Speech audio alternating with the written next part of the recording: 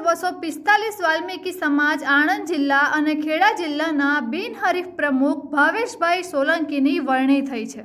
ખરેખર સમાજના સૌ આગેવાનો મહાનુભાવોએ બિનહરીફ ભાવેશભાઈ સોલંકીની કામ કરવાની જે પદ્ધતિ છે તેના લીધે બિનહરીફ પ્રમુખ તરીકેની તેમની વરણી કરી છે।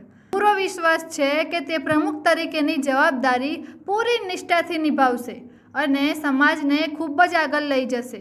સમાજ માટે સૌ વડીલોને વિનંતી કરી છે કે સમાજમાં કોઈ પણ દીકરી હોય તે દીકરીના ફી માટે તેનું એજ્યુકેશન અટકે નહીં, તેની ચિંતા ભાવેશભાઈ સોલંકીએ કરી છે। જ્યારે પણ સમાજને કંઈ પણ જરૂર હશે ત્યારે મિતેશભાઈ પટેલ એક સાંસદ તરીકે નહીં, સમાજના એક ભાઈ તરીકે ઊભા રહેશે અને સમાજને આગળ લાવવા માટે મદદ કરશે। જે રીતે સમાજ આગળ વધી રહ્યો છે તે જોતા સમાજ વધારે આગળ વધશે અને ભાવેશભાઈ સોલંકીના પ્રમુખ સ્થાનેથી પણ સમાજ ખૂબ આગળ વધશે। આજ રોજ 242 વાલ્મીકી સમાજ આણંદ જિલ્લો અને ખેડા જિલ્લા બિનહરીફ પ્રમુખ તરીકે ભાવેશભાઈ સોલંકીની વરણી થઈ છે।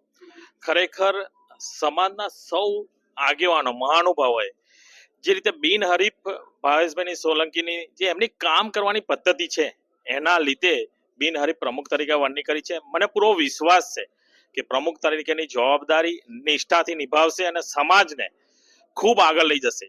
સમાજ માટે સૌ વડીલોને મેં એક વિનંતી કરી છે કે સમાજમાંથી કોઈ પણ દીકરી હોય એ દીકરીને ફી માટે એનું એજ્યુકેશન અટકે નહીં, એની ચિંતા ભાવેશભાઈ સોલંકીજી કરશે અથવા જ્યારે પણ સમાજને કંઈ પણ રીતે જરૂર હશે તો મિતેશભાઈ પટેલ એક સાંસદ તરીકે નહીં પરંતુ આ સમાજના એક ભાઈ તરીકે ઊભા રહેશે અને સમાજને આગળ લાવવામાં પણ ખૂબ મોટી મદદ કરશે।